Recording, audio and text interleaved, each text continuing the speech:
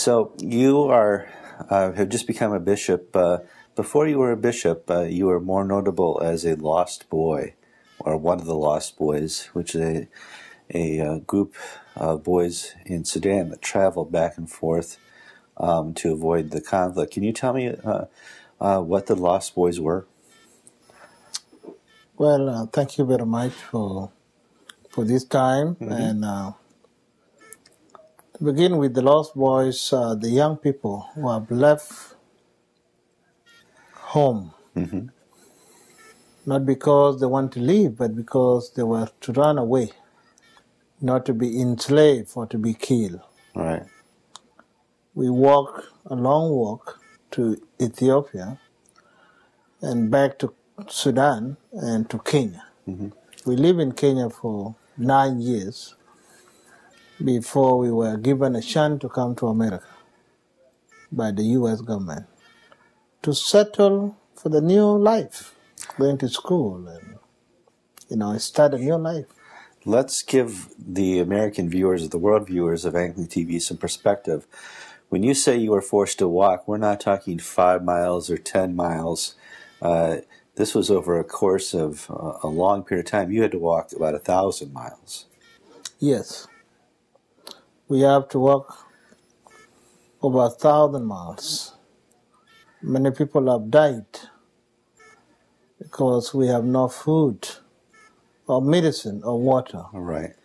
Some are eaten by wild animals, mm-hmm. and some drowned in the rivers and eaten by crocodiles. It was not a simple walk, but God is amazing. God saved some of other life mm-hmm. to be witness of what happened. And you were not just witnesses of the walk, but tell me why you left. What were you fleeing from? I fled from my hometown, Awil, Uh-huh. in South Sudan. And we were being targeted, especially the young people, by the Islamic movement, mm-hmm. Islamic government, who agreed with some of the Muslim communities to come to South to kill and to take young boys and young girls for slavery to work for them. Right. So I have to run away. Right. Many of our brothers and sisters were taken for slavery. Right. And you actually had family members that were killed. My mother died, and brothers and sisters, uh-huh. and many others from our community and South Sudan. If somebody refuses you to eat and to drink, refuse you access to basic things, that person kill you. That's right. A killing cannot only be a gun point. You cannot be shot by gun, but you can be killed when somebody deny you a living. How many lost boys were killed? Many. Yeah. Many. Thousands. The war were very worse on the young people, children, and the women. Uh-huh. You were about 9 years old when you left your home? Well, if my father can know when I was born. Right. I'm one of the people who don't know when I was born. Right. Yes. Were there younger lost boys than you? Yes, there's some who are 5. Yes. So that was, obviously a very tragic time for Sudan. Sudan now has chosen to split in two. Is this the best choice going forward, to divide the North and the South and just keep the South free? Or in your judgment, is there a better course forward, or is this the right course to take? Well, after a long fight of more than 50 years, and when Bashir or the government in the North failed completely to make a unity attractive, the best solution was to divide the country into two. But that still gives us a lot of pain when we see our friends and brothers from North who have stood with us, people from Nuba Mountains. We don't want them to be in that situation. People in Abyei and even in Darfur, all the innocent people, black African, it was not our wish to leave them where they are now. Mm-hmm. But there was no solution. Our prayers is that one day they will be free, like the way we free. Mm-hmm. And now that, well, we can't call South Sudan safe. There's still a lot of struggle going on in South Sudan. How is South Sudan ministering to Northern Sudan now? We became a newest nations, but we still have a lot of war going on. Yeah. A South cannot be free when the war is going on in Abyei, which is actually part of my diocese. That's right. We cannot be free when the war is still going on in Darfur and in Nuba Mountain and Ambassador Blue Nile. This means the development we've been yearning for will not come to exist because of the war going on. So on the borders in the south, there's still a lot of war going on in the borders. And even we don't know what's going to happen because even today we don't have, the borders between the north and the south. We don't have a border. Yeah. Well, Sudan has struggled for many things. For a long, long time, you've had no government. You've been run by groups and individuals, militias, we call them here in America. Is there more of a government structure now with South Sudan? Well, even in the old Sudan, there was a government. The problem with it was a government who did not care. That's right. For his own or for her own people. In Southern Sudan, yes, we have a government structures. We have a national government. We have state government. We have county government and going down. Our hope is that the government of Southern Sudan will be the government for the people, will be the government who care for her people, will be a government who bring development to her own people. These were the services we did not get from the whole Sudan government. Right. Does the South Sudan government care about its people? Yes, they do. Good. Very much. The problem is the Northern Sudan government is still disturbing us.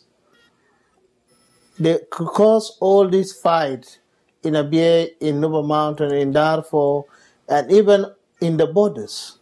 So that is challenge the newborn country. Right. Not to stable. Right. But we are not going to give them a chance. We are going to work hard to be the people who we believe we are. Mm-hmm. Yes. Do you hope one day that North Sudan and South Sudan can join again in freedom once this conflict is over? Join again to be one country? Huh? No. No.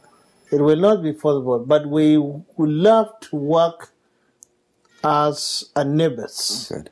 as friend countries. Allow business people to travel, allow people to, go to Northern Sudan, come to South Sudan.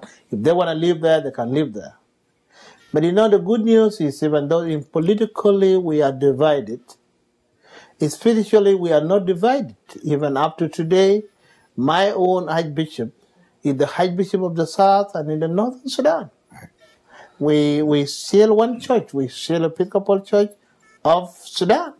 We have not changed. Maybe we are going to change later on, I don't know. But we are still working together as one team. And that's the hope we have in Sudan. And that's the hope we want to see that the government, the two countries, can have a close relationship. And tell me about the church now in Sudan. Last I heard, it was a growing church, that you're more people are going to church, that you're bringing people to Christ. Is that still the case after the Civil War? Yes, we are very busy. Many people are turning their life to Christ every day. We are the fastest growing church in the world today. But that comes with a lot of challenges. The church have no resources to take care of her people. We are not like in the Western world or in America, whereby people are rich, they work and they have money, and they see nothing important for them to go to church. But in Sudan, people have nothing, but they come to church, hoping that the church will provide their needs. The church will provide education, health care, clean water, all this. But we are the church with nothing in our hand now. That's right. But we believe strongly that our God is a rich God, and He will open the door of heaven so that the church will continue to bring His love and His care to His people in Sudan. Yeah, one of the things that people who watch Anglican TV probably don't understand is the poverty. A average Sudanese child does not get an education. Most do not have access to clean water. They live in villages and other places where these things are not available. How can the people who watch Anglican TV help? Is there a place they can go to give money to and help support the Church of Sudan?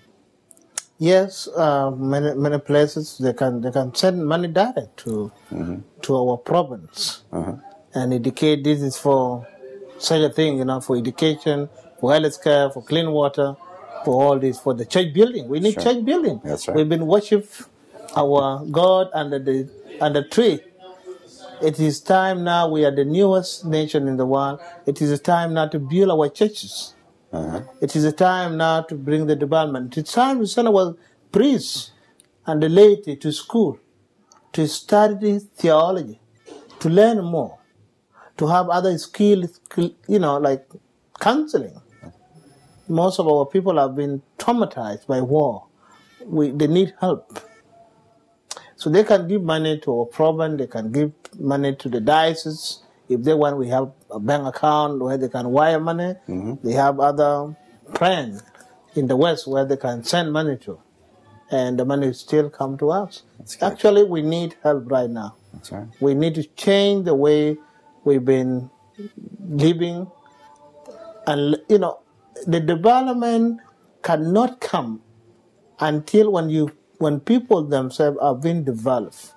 If you develop the people, providing them with education, people will bring development. How did Abraham come to Christ?